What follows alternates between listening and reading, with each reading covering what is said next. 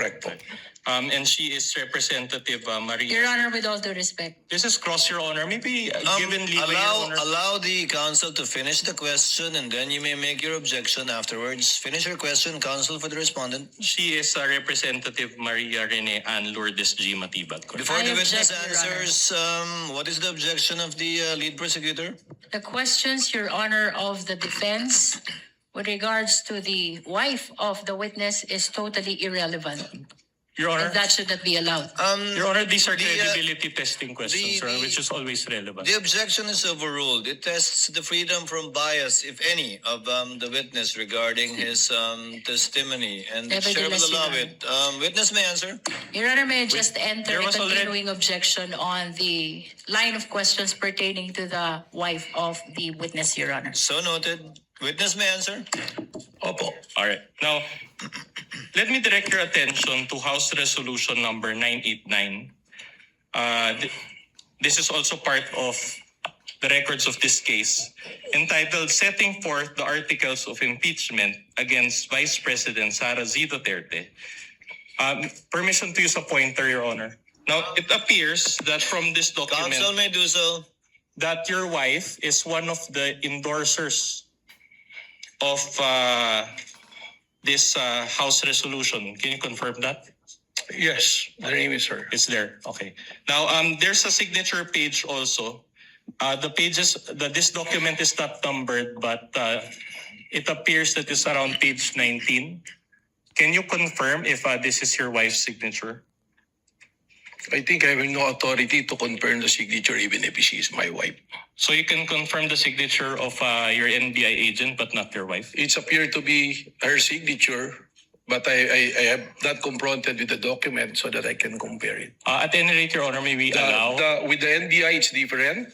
I testified earlier that it was presented to me, and I asked him if he signed it, and I'm familiar to his signature because he's always making submission to my office. All right, that's okay. At any rate, Your Honor, may we request, Your Honor, that we be allowed to submark this particular portion. Again, this is already May we part request, of the Your records. Honor, that the witness be confronted first with the document, and We may will we do that, request Your as well that the assisting counsel for the prosecution be allowed to approach.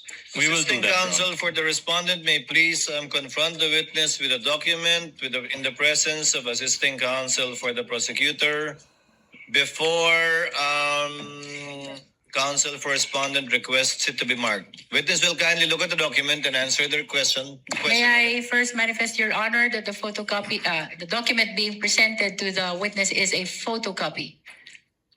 Your Honor, if at all we can agree that the court's copy be submarked, Your Honor.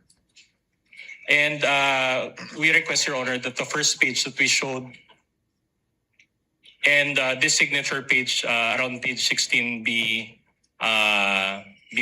submarked, even at later, Your Honor, before the clerk. It shall be done at a later time. In the meantime, by the oath of respective counsels, I believe we can rely on this copy, subject to confirmation in the marking of the actual copy that the court has. And You're referring to the impeachment resolution on impeachment, right? yes, Your Honor, but Your Honor, insofar as the identification of this witness, we are relying actually on the transmittal by the Committee on Justice, which was received by our office on May 11, 2026, Your Honor. Not So by it is- my office, but by the Secretary General of the Senate.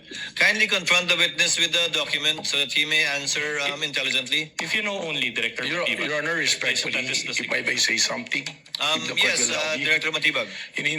In order to save time and the questioning of the defense counsel, I think he's going to the position if my wife endorses the article of impeachment so that we save time and it's on record. It's a matter of public notice. Yes, my wife is one of the endorsers of the impeachment. Duly noted. Counsel, move on. All right, thank you for that admission, Director Matibag. And despite that spousal relationship that you admitted, you decided to appear and testify today, correct? My decision to be a witness is by virtue of a subpoena issued by the Honorable Court.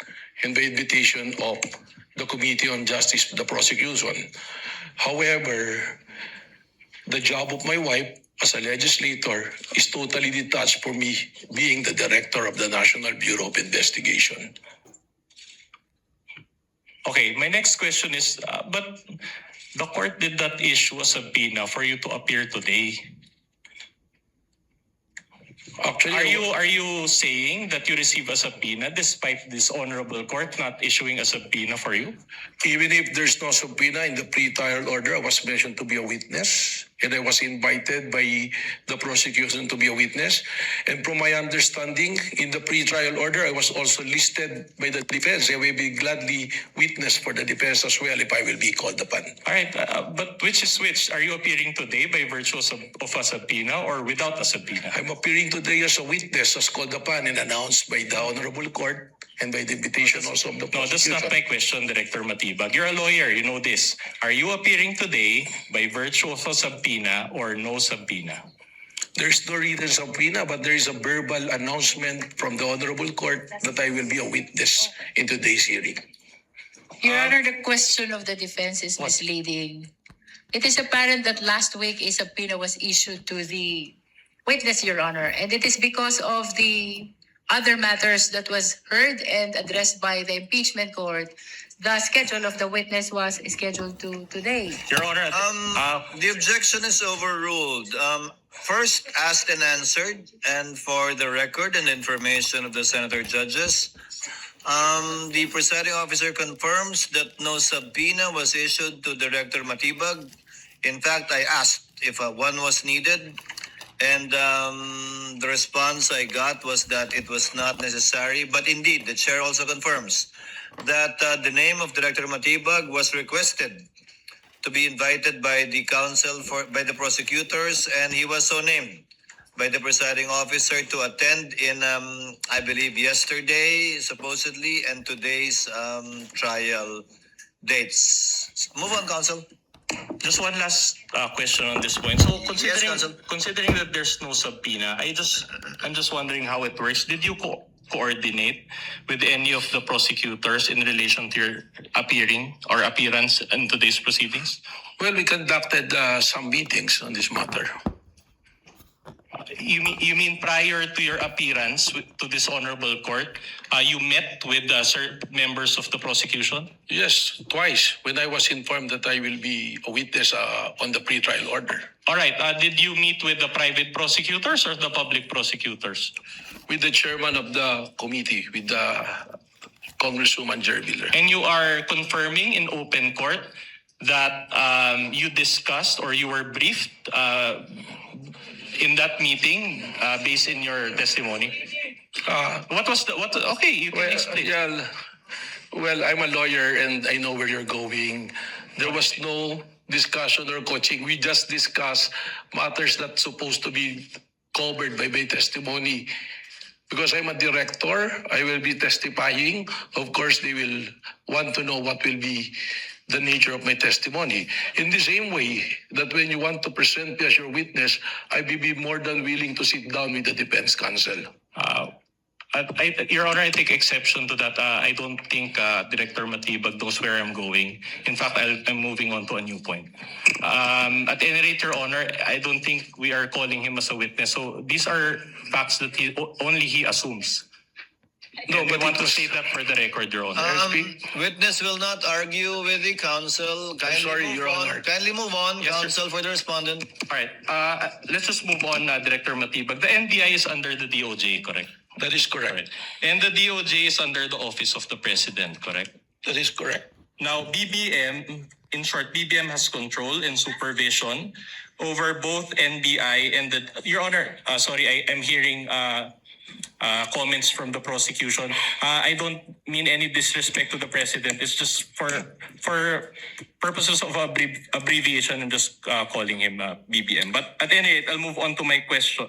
So BBM has control and supervision over both the NBI and the DOJ, correct? That is not exactly correct. only on the matter of appointments, but we enjoyed independence in the matter of investigation. I'm glad you mentioned that. Do you confirm that you're an appointee of BBM? Well, it's only the president who can make an appointment. I think it is provided for in the law. What's the answer? Yes. Yes, okay. And so my question to you is this: did BBM participate in the NBI's investigation in any way? No. No. All right. So don't you consider your appointment as NBI director as participation on the part of BBM? No. No. My next question is, your wife is also a member of the House of Representatives. That is correct. And she is Representative Maria. Your Honor, with all due respect. This is cross your honor. Maybe given leeway, Your Honor. Allow the counsel to finish the question, and then you may make your objection afterwards. Finish your question, counsel, for the respondent. She is Representative Maria Rene